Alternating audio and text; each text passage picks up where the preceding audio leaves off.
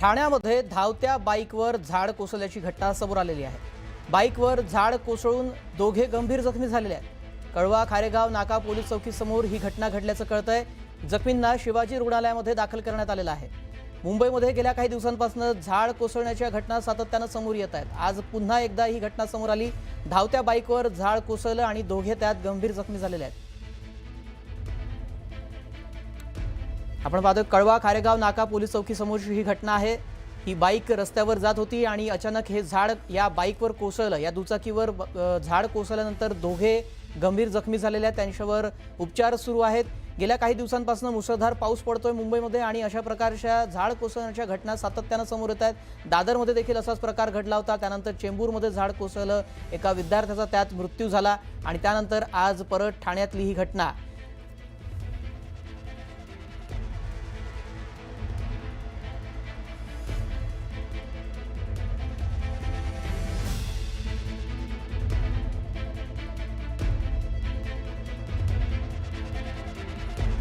कळवा येथील खारेगाव नाका पोलीस चौकीसमोर एक भलं मोठं झाड पडलेलं आहे। हे झाड किती मोठं आहे हे दृश्य पाहून लक्षात येईल। हे संपूर्ण झाड काही महिन्यांपूर्वी हा संपूर्ण खारेगाव जो चौक आहे त्या चौकाला पूर्ण सावली द्यायचं। याची व्याप्ती अगदी या दुसऱ्या टोकापर्यंत होती। त्यावरून लक्षात येते झाड कापायला जवळपास 3 तास लागलेले आहेत। 3 तासापासून ठाणे आपत्ती व्यवस्थापनचे कर्मचारी जे आहेत, महानगरपालिकेचे कर्मचारी जे आहेत, हे इथं झाड आपल्याला बाजूला करताना दिसत आहेत। हे झाड जे आहे हे कोसळलं आणि दुर्दैवानं या रस्त्यानं हा चौक आहे, वर्दळीचा भाग आहे, सतत इथून वाहतूक होते आणि यामुळे इथून या झाडाखालून त्याच वेळी जेव्हा झाड पडलं त्यावेळी झाडाखालून एक दुचाकीवरती 2 जण जात होती। या दोघांना गंभीर दुखापत झालेली आहे। दोघांच्या पायांना मोठी दुखापत झालेली आहे। त्याचबरोबरीनं जो पुढचा दुचाकीचा चालक होता त्याच्या डोक्यावरती हेल्मेट होतं आणि ते हेल्मेट तुटलेलं आहे। सुदैवानं त्याला डोक्याला जास्त मार लागला नाही, पण मुक्का मार लागल्याचं बोललं जातंय। या झाडाच्या पूर्ण फांद्या ज्या आहेत किंवा पूर्ण झाड आहे हे यांनी संपूर्ण रस्ता व्यापला आहे। यावरून लक्षात येईल की झाड किती मोठं आहे। समोर तिथे खोड आहेत, हे खोड कापण्याचं काम सुरू आहे, कारण का लवकरात लवकर झाड कापून बाजूला करून रस्ता जो आहे तो मोकळा केला जाईल। इथं नुकसान जे आहे ते गाड्यांचं झालेलं आहे। काही दुचाकी असतील, काही रिक्षा आहेत, त्यांचं नुकसान झालेलं आहे। ज्यांचं नुकसान झालं तर रिक्षा चालक आपल्यासोबत आहेत। काय ना तुमचं? सुभाषचंद्र तुलसीराम जयस्वार। जयस्वार साहेब, काय नेमकं झालं? ते गाडी तुमची कुठे उभी होती आणि कसं घटना? रनिंग हो रही थी साहब, रनिंग गाड़ी लेके जा रहा था और इधर से झाड़ तुरंत गिरा और मैं उधर रुक गया। गाडीमध्ये कोण होतं का? हाँ, एक माणसा होता। त्याला काय लागलं? ना उसको लगा, पैर में लगा, हॉस्पिटल गेला। आणि इथे बाईकवर कोण पडलं? हाँ, एक आदमी गिरा और उनको जो है लगा, उनको हॉस्पिटल ले गया गया। ते रिक्षा चालक होते, यांची देखील गाडी धावती होती आणि त्याच वेळी नेमकं झाड पडलं। की म्हणून मगाशी म्हटलं त्याप्रमाणे हा रस्ता जो आहे हा पूर्ण वर्दळीचा आहे, सतत इथून वाहतूक होत असते आणि याच वेळी हे झाड पडलं। हे झाड फार जुनं आहे, पिंपळाचं झाड आहे आणि फार जुनं झाड आहे। या कळवा खारेगाव हा संपूर्ण परिसर जो आहे हा खूप जुना परिसर आहे ठाण्यातला, कळव्यातला, आणि तिथं अशी अनेक मोठमोठी झाडं आहेत। ही झाडं उन्मळून पडत आहेत। रोज पावसाळ्यामध्ये रोज किमान 13 ते 15 झाडं जी आहेत ती उन्मळून पडत आहेत आणि गेल्या 3 दिवसामध्ये रोज किमान 25 झाडं जी आहेत ती उन्मळून पडलेली आहेत। यावरून लक्षात येतं की या पावसाळ्यामध्ये ठाण्यामध्ये झाडांचं प्रमाण जे पडण्याचं ते किती वाढलेलं आहे। याचं कारण इथं रस्ते बांधले जात आहेत, फुटपाथ बांधले जात आहेत, इमारती बांधल्या जात आहेत, पण झाडांना खाली मूळ जे आहे ते धरून ठेवण्यासाठी कुठे जागा ठेवली जात नाही आणि परिणामी अशी झाडं पडतात। यामुळे गाड्यांचं मोठ्या प्रमाणात नुकसान होत आहे आणि जीवितहानी देखील आता होऊ लागलेली आहे। यात अनेक जण गंभीर देखील झालेले आहेत। याकडे तात्काळ लक्ष देणं फार गरजेचं आहे। व्हिडिओ जर्नलिस्ट प्रवीण शेट्टीचा अजित मांढरे, न्यूज 18 मराठी, ठाणे। यानंतर पुढची बातमी पाहूया। बदलापूर शहरामध्ये सकाळपासूनच मुसळधार पाऊस सुरू आहे। या पावसामुळे शहरातून जाणारा कर्जत पुणे महामार्ग पाण्याखाली गेलेला आहे। रस्त्यावर मोठ्या प्रमाणामध्ये पाणी साचल्यानं वाहन चालकांना मार्ग काढताना मोठी कसरत करावी लागते। अनेक चारचाकी आणि दुचाकी वाहनं पाण्यात अडकून बंद पडली आहेत। महामार्गालगतच्या नाल्याचं पाणी रस्त्यावर आल्यानं परिस्थिती अधिकच गंभीर झालेली आहे। दरम्यान बदलापूर नगर परिषदेनं केलेल्या नाले सफाईच्या दाव्यावरही या घटनेमुळे आता प्रश्नचिन्ह निर्माण झाले आहे। नागरिकांकडून तीव्र नाराजी व्यक्त केली जात आहे।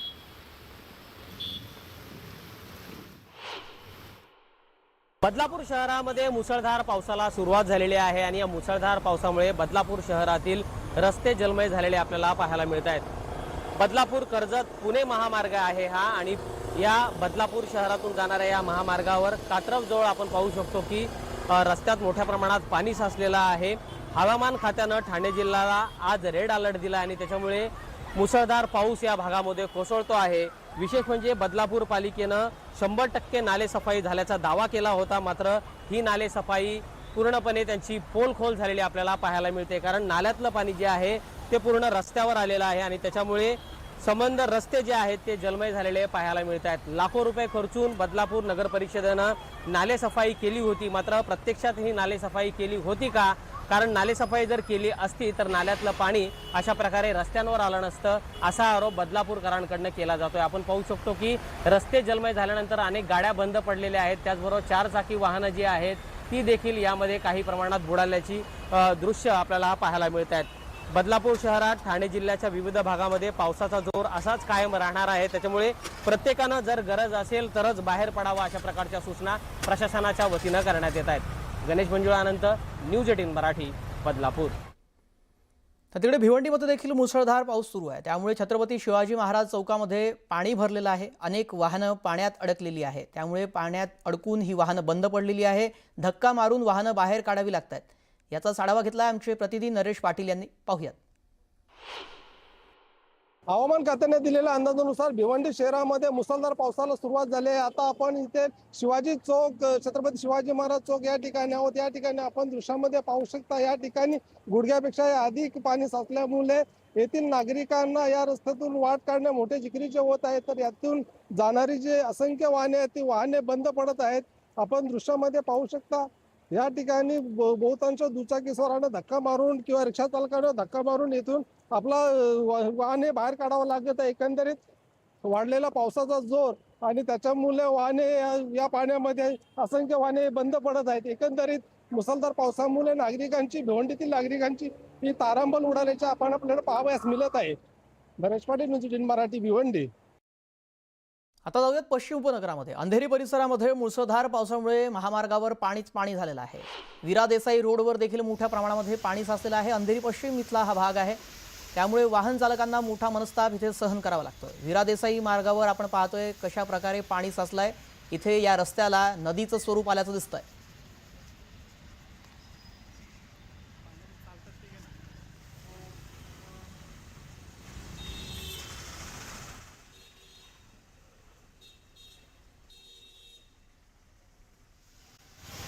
मुख्यमंत्री एकनाथ शिंदे यांना रुग्णालयामध्ये दाखल करण्यात आले। ठाण्याच्या ज्युपिटर हॉस्पिटलमध्ये त्यांना दाखल केलंय।